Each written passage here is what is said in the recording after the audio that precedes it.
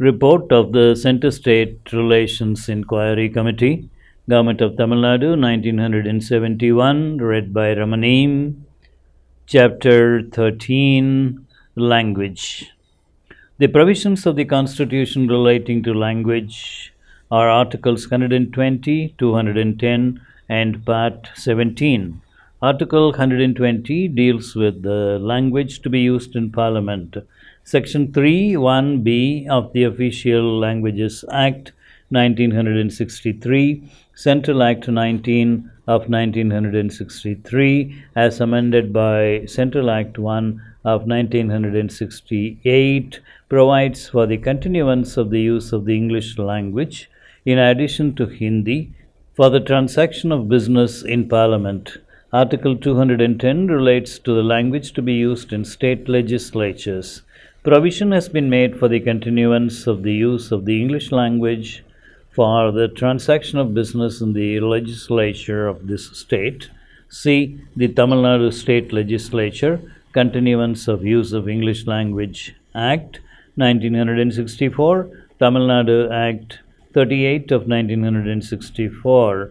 Part 17 of the Constitution consists of 4 chapters. Chapter 1 deals with the language of the Union. Chapter 2 deals with the official languages of the states and the language to be used in communications between a state and the Union or between one state and another. Chapter 3 relates to the language of the Supreme Court and High Courts and the language to be employed in legislative enactments. Chapter 4 contains special directives. Thiru H.M. Seervai, in his Constitutional Law of India, states, quote, "The provisions of our Constitution relating to language have raised no serious questions of legal interpretation, but they have raised serious political problems of a far-reaching nature." Unquote. Page 971. The learned author has drawn attention to the chapter on language captioned "Language in the Constitution, the Half-Hearted Compromise." In the Indian Constitution, Cornerstone of a Nation by Granville Austin, as pointed out by Thiru Seervai, Austin has given, quote, "a well-documented and vivid account of the forces at play," unquote.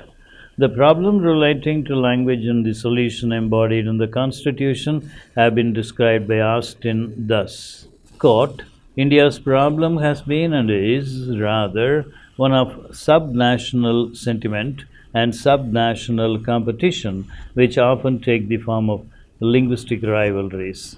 In the Assembly, these rivalries had not assumed their present proportions or many of their present guises.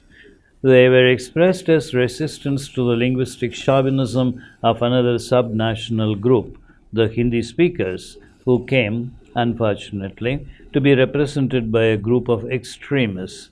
The language provisions of the Constitution were designed in a typically Indian fashion to meet such a situation. Assembly members believed that India should, ideally, have an indigenous national language.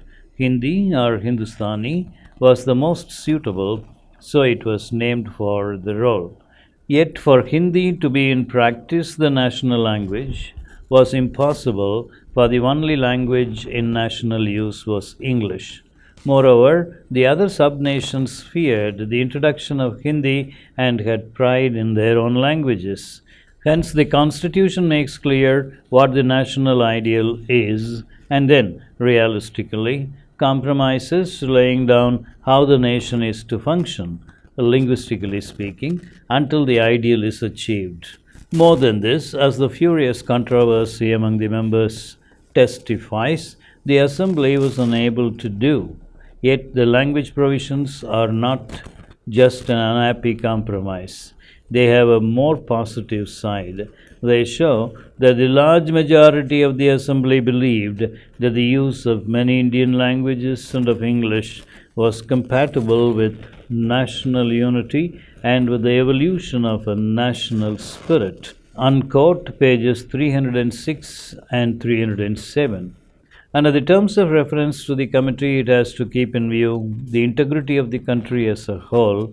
The committee is not concerned with the languages adopted by the states for official use within their respective territories. What it has to consider is the language that should be used by the central government in its offices, including the Central Secretariat, and in its dealings with the various states, and the language to be used in the Supreme Court and the High Courts, as also the language to be used in bills and acts of Parliament.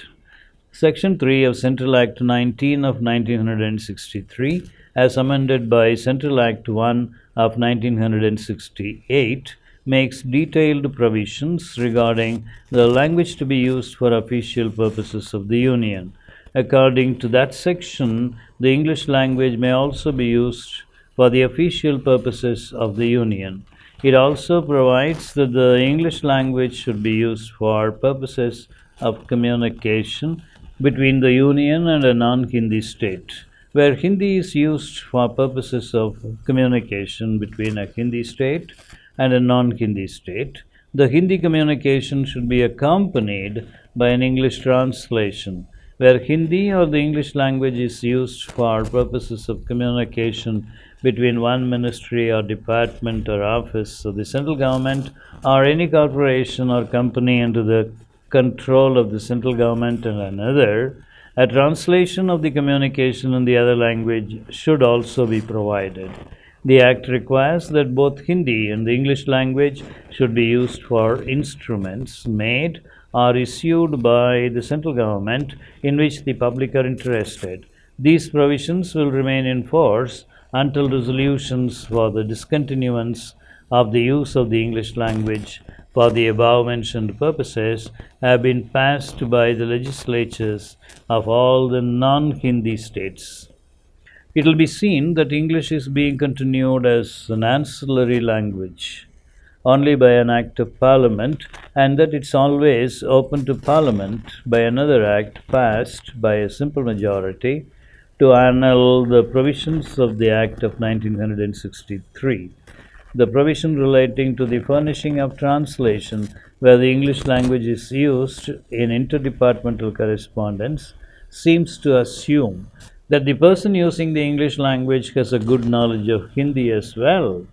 Hindi is one of the regional languages specified in the 8th schedule, but when compared with other regional languages, it cannot be said that Hindi is the only language suited for being adopted as the sole official language of the Union.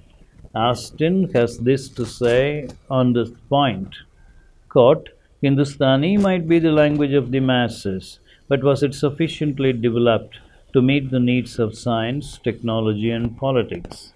Bengali and Tamil were much more developed and better met the needs of a modern state. Yet even they were not wholly adequate to the task. Unquote, page 272. It's a matter of history that no provision in the Constitution has evoked such heated discussion as the provisions relating to language. The provisions were adopted at a time when the states had no effective say in the matter. With the birth of linguistic states and the attainment of adulthood by them, it's desirable to review the provisions of the Constitution relating to language if the unity of the country is to be strengthened. Whatever the label that constitutional lawyers may attach to our Constitution on a scientific analysis of its provisions, it's an admitted fact that the Constitution is basically a federal one. This fact has been set out in an earlier chapter of this report. In a federation comprising a country of continental dimensions with 15 languages recognized by the Constitution itself, not to speak of the other languages in use in our country and such as Tulu, it seems desirable to evolve some formula which will meet with the approval of the various linguistic groups. It may not be out of place here to invite attention to the provisions of some foreign constitutions relating to language, which had to solve problems similar to those which this country faces. Section 133 of the British North America Act 1867 provides for the use of English or French in debates in the Canadian Parliament and in any pleading or process in or issuing from any court of Canada. The acts of the Canadian Parliament have to be printed and published in both those languages. Article 116 of the Swiss Constitution states that German, French, and Italian shall be the official languages of the Confederation, and that those three languages, as well as Romansh, shall be the national languages of the country. Although the South Africa Act 1909 sets up a unitary constitution, Section 137 of that Act provides that both the English and Dutch languages should be the official languages of the Union and that they shall be treated on a footing of equality, possessing and enjoying equal freedom, rights, and privileges. The section states that all records, journals, and proceedings of Parliament shall be kept in both the languages, and that all bills, acts, and notices of general public importance or interest issued by the Government of the Union shall be in both languages. We realize the great difficulties, administrative and otherwise, that are likely to be encountered in declaring all the languages specified in the 8th schedule to the Constitution as the official languages of the Union, nor will it be expedient or desirable to declare any one language as the official language as now provided for in the Constitution. The only argument against the retention of English as the official language for all purposes is that it was until independence the mother tongue of the Britisher who ruled the country. But as pointed out by Austin, the large majority of the members of the Constituent Assembly believed, quote, that the use of many Indian languages and of English was compatible with national unity and with the evolution of a national spirit, unquote. Parliament consists of representatives from states whose official languages differ from one another. It's therefore necessary that the members should be given the option of addressing the House either in English or in any of the languages specified in the 8th schedule to the Constitution. As regards the official language of the Union, we are afraid there is no alternative except to continue the English language. Similarly, English should continue as the linked language among the states inter se. This need not be for an indefinite period. The Act of 1963 furnishes the necessary guidelines. All that is now required is that the guarantees embodied in that Act should be incorporated in the Constitution itself with suitable modifications. The High Courts and the Supreme Court act as the guardians of not only the federal rights guaranteed by the Constitution, but they are also entrusted with the important task of enforcing the rule of law, not only in relation to the actions of individuals as such, but in relation to the activities of governments and legislatures also, union and state. In our recommendations relating to the Supreme Court, we have suggested that the provisions for appeals in ordinary civil and criminal cases from the judgments of the High Courts to the Supreme Court should be omitted, and that an appeal should lie from the judgment of a High Court to the Supreme Court only in cases involving constitutional issues. That apart, the Supreme Court will continue to deal with interstate disputes and disputes between a state or states on the one hand and the Union on the other. If a degree of uniformity in judicial administration is to be maintained, it's absolutely essential that the language of all the High Courts and of the Supreme Court should be one and the same. In this view, we see no choice but to suggest that English should continue to be the language of the Supreme Court and the High Courts. We may now take up bills and acts. According to Article 348 all bills and acts, central or state, should be in the English language. This provision is subject to the power of Parliament to provide otherwise. Clause 3 of the article seems to suggest that it's open to the state legislature to prescribe the language to be used in bills and acts of the state. Parliament has not chosen so far to exercise the power conferred on it by Clause 1 of Article 348. Section 5 of Central Act 19 of 1963 merely states that a Hindi translation of any Central Act published under the authority of the President should be deemed to be the authoritative text thereof in Hindi. In this state, the Tamil Nadu Official Language Act 1956, Tamil Nadu Act 39 of 1956 has declared Tamil to be the official language of the state.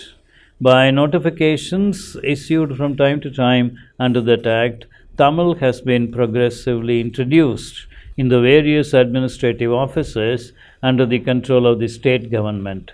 Section 5 of the Tamil Nadu Act of 1956 provides for the use of Tamil in bills and acts on and from a date to be notified by the state government. No notification under that section appears to have been issued so far. Bills and acts of the state are, therefore, being published in English and Tamil as well. If English is to continue to be the language of the High Courts and the Supreme Court, it's necessary that an authorized version of all state acts and bills in the English language should continue to be available in the case of those states which adopt any of the regional languages for use in their bills and acts. Clause 3 of Article 348 contains the necessary provision in this regard. We have already stated that the committee is not concerned with the official languages of the various states. What concerns us, however, is regarding the offices of the central government in the states. The public come into daily contact with these offices. Several states have adopted the regional languages as their official languages. In this state, Tamil is being introduced by stages in the offices under the control of the state government. While English should continue to be the language of communication between one state and another, and between the Union and the state, we see no great advantage in continuing English as the language for transaction of business with the public in the offices of the central government situated in the various states. It will make for administrative convenience if the offices of the central government situated in the various states use the official languages of the respective states. Besides, this will bring the public at least emotionally nearer the administrative apparatus of the Union and make the people feel that the central administration is as much their own as the administration at the state level. Moreover, with the adoption by several states of the regional languages as their official languages, it's necessary that all communications by and between central government offices in a state and the government of the state and its offices should be in the official language of the state. It follows that members of the central service employed in a state should be well conversant with the official language of the state.